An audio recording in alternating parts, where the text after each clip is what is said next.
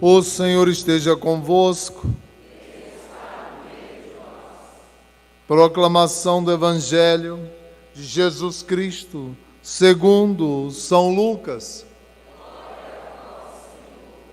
Naquele tempo, disse Jesus a seus discípulos: Não tenhais medo, pequenino rebanho, pois foi do agrado do Pai dar a vós o reino.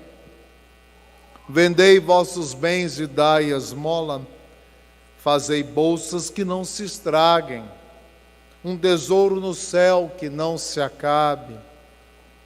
Ali o ladrão não chega, nem a traça corrói, porque onde está o vosso tesouro, aí estará também o vosso coração.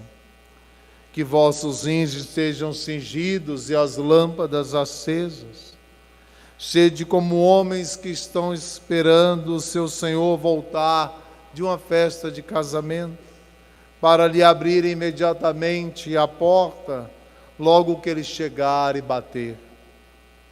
Felizes os empregados que o Senhor encontrar acordados quando chegar. Em verdade, eu vos digo, ele mesmo vai cingir-se, fazê-lo sentar-se à mesa, e passando o servirá. E caso ele chegue à meia-noite ou às 3 da madrugada, felizes serão se assim os encontrar. Mas ficai certos, se o dono da casa soubesse a hora em que o ladrão iria chegar, não deixaria que arrombasse a sua casa. Vós também ficai preparados, porque o Filho do Homem vai chegar na hora em que menos o esperardes. Então Pedro disse: Senhor, tu contas esta parábola para nós ou para todos? E o Senhor respondeu: Quem é o administrador fiel e prudente, que o Senhor vai colocar à frente do pessoal de sua casa, para dar comida a todos na hora certa? Feliz o empregado que o patrão, ao chegar, encontrar agindo assim. Em verdade eu vos digo, o Senhor lhe confiará a administração de todos os seus bens. Porém, se aquele empregado pensar: meu patrão está demorando, e começar a espancar os criados e as criadas, a comer, a beber e a embriagar-se, o senhor daquele empregado chegará num dia inesperado, em uma hora imprevista, ele o partirá ao meio e o fará participar do destino dos infiéis. Aquele empregado que, conhecendo a vontade do Senhor, nada preparou, nem agiu conforme a sua vontade, será chicoteado muitas vezes. Porém, o empregado que não conhecia essa vontade e fez coisas que merecem castigo, será chicoteado poucas vezes. A quem muito foi dado, muito será pedido. A quem muito foi confiado, muito mais será exigido. Palavra da salvação. Que as palavras do Santo Evangelho perdoem os nossos pecados, em nome do Pai, do Filho e do Espírito Santo.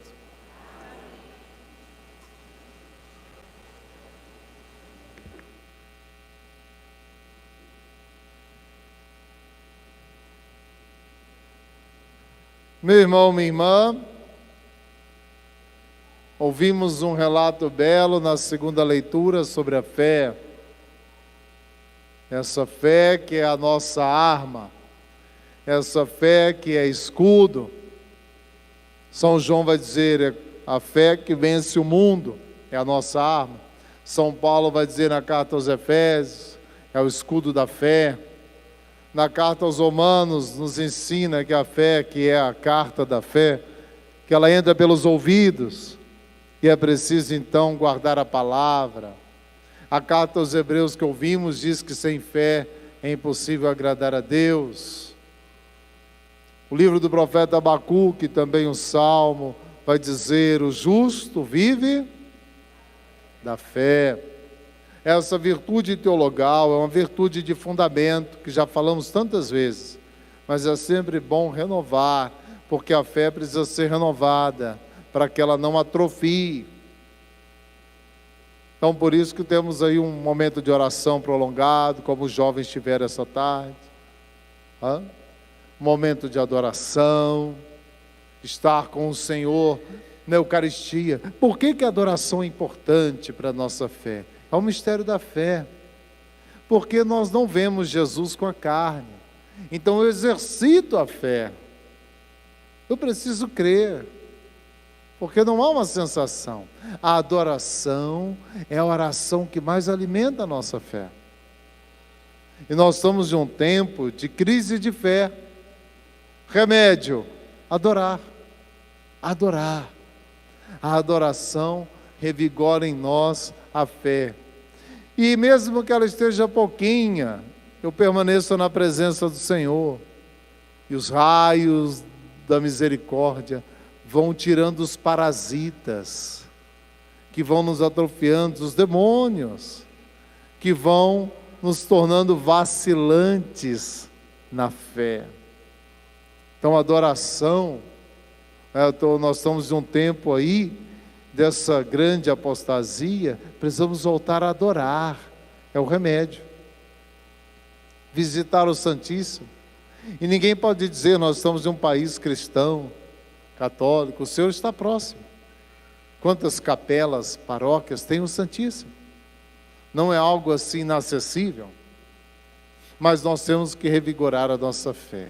E hoje à tarde, essa oração pelos jovens, de uma forma especial pela juventude. A juventude precisa ter uma fé renovada.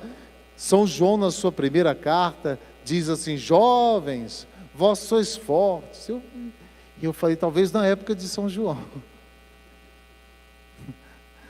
Talvez na época de São João, deviam ser. Então, jovens, vós vencestes o maligno. Aí eu falei, mas está um anacronismo, aqui o negócio está meio... né? Então, por isso nós temos que rezar aí pela juventude, porque eles precisam ser fortes no Senhor, vencer o maligno no poder de Deus, para poder transmitir a fé para as futuras gerações. Sim, precisamos dos jovens fortes, porque eles estão sob ataque, sob fogo cruzado. Então nós temos que pedir essa fé firme, essa fé intrépida, essa fé perseverante, essa fé expectante. Isso não tem que esperar muito tempo para ter, não, já pode ter de criança. Quanto antes, melhor. Não precisa vir com uma idade avançada. Então nós temos que pedir, porque essa fé, então, perseverante, expectante, fará dos jovens homens e mulheres agradáveis a Deus. Porque uma vez que sem fé não se agrada a Deus, com fé agrada a Deus. Uma geração que confia no Senhor. Precisamos voltar a confiar no Senhor. A primeira leitura: serão meu povo, serei o vosso Deus. O povo que confia no Senhor pela fé. Então, quando eu estou na adoração, eu não estou vendo nada a nível sensível. Então é um exercício da fé. Eu creio, porque eu só estou vendo a espécie do pão, mas não é mais o pão, é Jesus. E não é um pão bento, é Jesus inteiro. Então ali eu preciso ativar as potências da alma. O intelecto não chega só pela razão. Eu só posso entrar pelo mistério da fé. A porta é a da fé. Lembrava o Papa Bento XVI naquele ano da fé, com aquela carta Porta Fidei. Por isso que se eu não adorar, se é que eu tenho fé, ou a pouca que eu tenho, eu vou perder. Porque ali com Jesus, depois virão as situações onde eu não vou ter uma sensação, mas eu vou precisar crer. Crer. E nós precisamos dessa fé nesse tempo da noite escura, que é a lâmpada acesa. Disse o Senhor, vocês têm que estar com os cintos cingidos, ou seja, pronto para caminhar, para não atrasar, com as lâmpadas acesas. Não podem estar carregando muita coisa. O Senhor vai falar o desapego, porque senão você não vai caminhar. Esse tempo, nós temos que afiar a nossa fé como quem afia uma faca, uma espada, para a guerra, para a luta espiritual. E precisamos então, aí com os nossos jovens, estamos tratando esse mês da família, e estamos aqui de uma forma especial pelos jovens nesses dias, para uma fé renovada. Veja quando o Senhor, algumas pessoas pensam que quando nós somos ousados, veja, não é ser ousado na minha vontade, porque isso é um egocentrismo, é uma adoração de mim mesmo.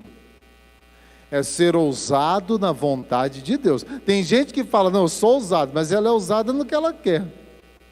E depois reclama porque Deus não atende. Não, tem que falar, meu filho, minha filha, é Deus que é Deus, não é você. Os santos foram ousados em Deus. É diferente. Josué tinha que vencer o inimigo e conquistar a terra. E olha o que ele faz. O Senhor falou, conclua a batalha. Bem, o Senhor deu a ordem, era a vontade do Senhor.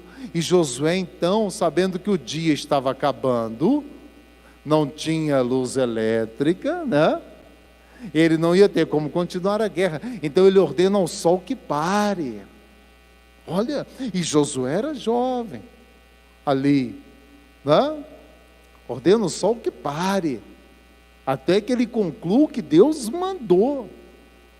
Então, na vontade do Senhor, eu posso ousar. Muitas pessoas pensam que ousar no Senhor incomoda Deus.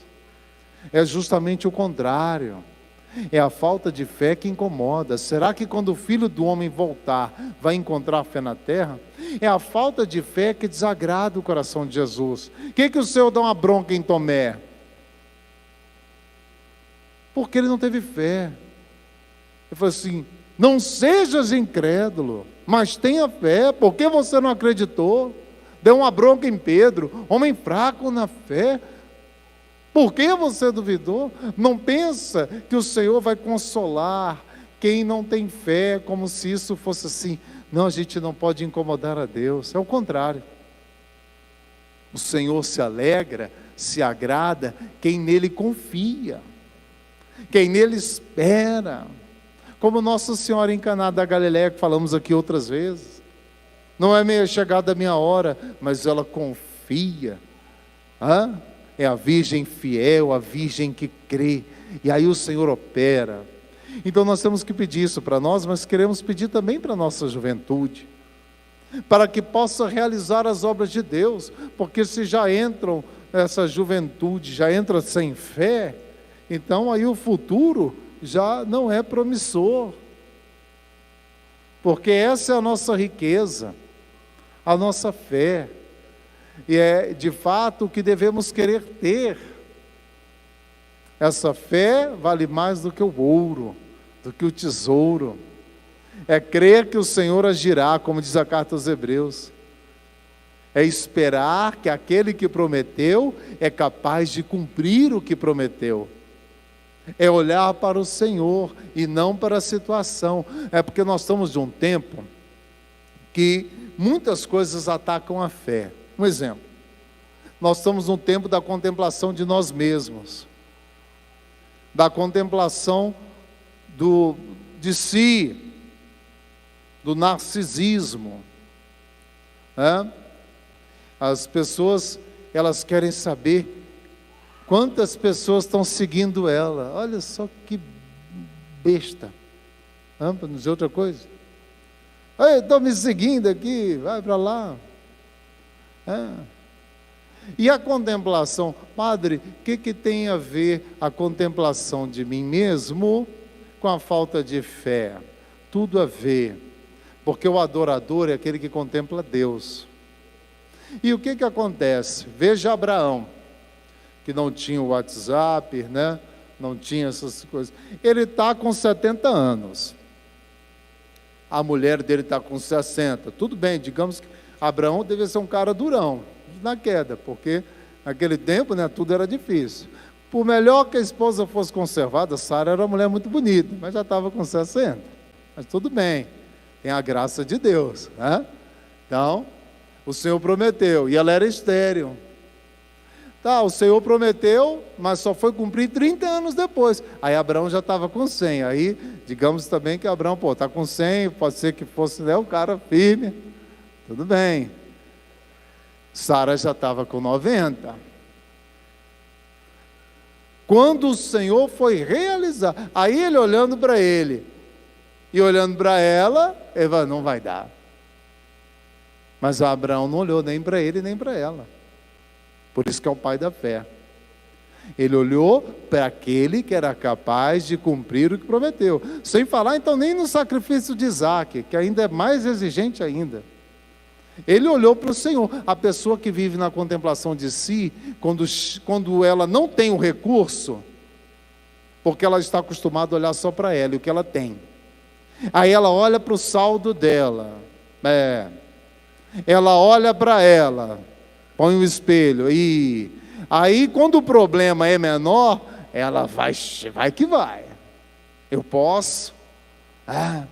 Brilha, mulher, né? Um homem superpoderoso. Eu posso, já ouviu isso? Eu posso, eu consigo, eu vou. Aí ele ciência. Não é de confiança, é de autossuficiência. Agora, quando a situação é toda contrária, e quem não está acostumado a olhar para Deus, aí afunda. Não dá. Aqui não tem, daqui não vai, ninguém tem, eu não tenho, nada é possível, ela já afunda ali. E não pense você que tem prêmio de consolação para quem não crê. Não tem. Não agrada a Deus. Fica sem a graça. Por isso que a pessoa e a nossa juventude, como ela está muito na contemplação de si mesma, está em um egoísmo profundo, isso prejudica a fé.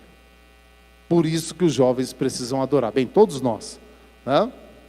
Precisam voltar a adorar. Ou se não adoraram, para começar a adorar. Primeira coisa. Segundo, nós estamos em um tempo de eliminação de provas, de desafios. Nem da escola hoje pode mais fazer prova. Você nem pode reprovar. Mas isso é uma doença. A eliminação da prova. A fé precisa de prova, e Deus vai nos provar. Abraão novamente, ele está lá, com o filho dele, e ele teve um filho com a escrava, mas o Senhor não, Ismael, e Ismael teve uma descendência numerosa, teve o filho Isaque, o Senhor falou, é de Isaque que virá a promessa, a descendência numerosa. Maravilha, Isaque cresceu, 9, 10 anos. Aí o Senhor pede Isaque. É a prova. Mas como? Eu tenho só Isaque. E é de Isaque que veio a descendência. Agora ele quer que eu mate Isaque? E tem muita gente que na prova afunda. Não, mas como é que o Senhor me deu uma coisa e depois tira? E tem gente que não aceita. Diferente de Abraão e de Jó. Aí aqui, como nós estamos de uma época que não se pode provar ninguém, nem prova pode fazer mais, querem tirar todos os desafios, uma pessoa que não suporta a prova, vai prejudicar totalmente a fé. Por isso que os jovens, quando chegam em alguma dificuldade, já recua. Mas por que Deus fez isso? Por que assim? Por que o mundo não é cor-de-rosa? Por que nem todo mundo é amigo? Aí se escandaliza com qualquer coisa, se revolta e culpa a Deus. Abraão, sabendo que a promessa via de Isaque, Deus pediu Isaque, mas ele acreditou que ele era capaz de devolver o que ele ia tirar, porque era ele que tinha dado. Então, em um tempo onde não se pode provar, num tempo da busca exagerada do bem-estar e de se eliminar todos os sacrifícios, até que vão querer eliminar esse sacrifício aqui. Mas isso nós não vamos falar hoje, mas você já vai prestando atenção, porque se eliminar todo o sacrifício, vai chegar o momento de eliminar esse sacrifício. Então aí, sem a prova, quem não suporta a prova, fracassa na fé. Abraão passa pela prova, e todo o capítulo 11 da carta aos Hebreus, que é belíssimo, fica aí dica de meditação, são os heróis da fé, aqueles que passaram pela prova. E o Senhor pode pedir algo justamente contrário ao que Ele está querendo, para ver se eu sou capaz de ir. Como diz o livro da sabedoria, o Senhor conduz a alma numa direção contrária, para ver se ela obedece, e depois retorna com ela para a direção certeira. O Senhor pode fazer isso. Então, isso também é uma ameaça, nesse tempo da busca exasperada, de se tirar todo e qualquer desafio, sacrifício. Então isso é ruim. Muitas vezes se protege num sentido de tirar uma superação dos jovens, e aí eles não ficam fortes, ao contrário, ficam fracos da fé. Isso também serve para nós, adultos, mas falando para os jovens. Esse tempo, por isso que o Senhor fala, será quando eu voltar, e cremos que está perto, vão encontrar fé na terra? Se permanecermos com esse individualismo, egoísmo, essa busca de um bem-estar a qualquer custo, dessa idolatria de si mesmo, egocentrismo, nós estamos preparando uma geração sem fé para a vinda do Senhor. Uma geração que não vai resistir, porque a nossa arma é a nossa fé. Então, por isso que nós temos que adorar, é o remédio. Os raios da misericórdia que saem da Eucaristia vão queimando os parasitas que ameaçam a nossa fé, que o inimigo foi colocando, vai nos revigorando e crendo, porque se eu creio que Jesus está no pedaço de pão, que Ele está, vai ficar muito mais fácil de crer em outras coisas, porque esse milagre, ele é incrível por ele mesmo, nada se compara, vai dizer São Pedro Julião. Como pode aquele que é maior do que o cosmos inteiro, e a nossa galáxia aqui, ela é um grão de pó perto do universo, que tem bilhões e bilhões, e aquele que é criador de tudo isso, a gente pensa que nosso planeta é grande, o Sol é grande, tem coisas muito maiores na galáxia, e tudo isso é uma poeira, e esse que criou tudo isso fica num fragmento desse tamanho. Isso, se eu creio nisso, qualquer outra coisa, dizia São Pedro Julião, ficou mais fácil, ficou muito mais fácil. Os santos, como dizia o Padre Pio, os santos sempre têm razão. Então a gente tem que nos apoiar nos santos. Se de fato eu começar a adorar e crer mesmo, e não crer mais ou menos, vai reforçar a minha fé. Porque como pode o Senhor permanecer ali? Se Ele pode permanecer ali, tão humilde, num sacrário, Ele pode, então, qualquer coisa. E é preciso crer nisso. Então, é o tempo de nós fortalecermos a nossa fé com adoração. Adore. Visite o Senhor, mesmo que sejam uns minutos. Exercite a sua fé, exercício para ter saúde espiritual, para o vigor espiritual. E o Senhor vai conduzindo cada um de forma diferente. De forma diferente.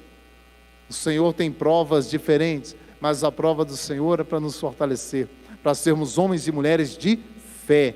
E aí quando o Senhor voltar, que pode ser na nossa morte ou na segunda vinda, e a gente não sabe, como ele acabou de falar, é numa hora inesperada, ele vai encontrar fé em mim e em você. Porque se formos adoradores, ele vai encontrar fé em nós. E é isso que precisa acontecer. Então agora, vamos rezar pelos jovens. A comunidade vai rezar pelos jovens. A oração da comunidade vence o mal. E nós vamos rezar pedindo que expulse os inimigos da fé. Não só pecados contra a fé. Tudo isso que faz um jovem não crer que Deus agirá. Quantos jovens com pensamento de morte, de suicídio. Quantos jovens que dizem que não é amado por Deus. Na verdade, é uma crise de fé. Quantos jovens que pensam que o Senhor não os vê, como se estivesse distante, Ele que é o Emanuel.